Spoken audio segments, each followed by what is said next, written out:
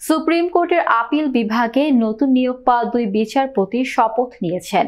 মঙ্গলবার সকাল 10:30টায় সুপ্রিম কোর্টের জজেস লাউঞ্জে প্রধান বিচারপতি ডক্টর সৈয়দ রেফাত আহমেদ তাদের শপথ বাক্য পাঠ করান।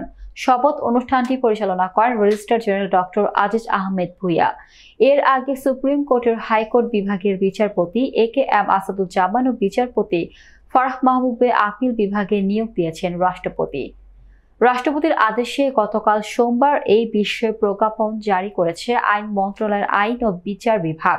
প্রজ্ঞাপনে বলা হয়, রাষ্ট্রপতির সংবিধানের 95 অনুচ্ছেদের ক্ষমতা বলে হাইকোর্ট বিভাগের বিচারপতি এ.কে.এম. আসাদুজ্জামান ও বিচারপতি ফারাহ মাহমুদকে আপিল বিভাগের বিচারক পদে নিয়োগ দিয়েছেন। এই নিয়োগ আজ কার্যকর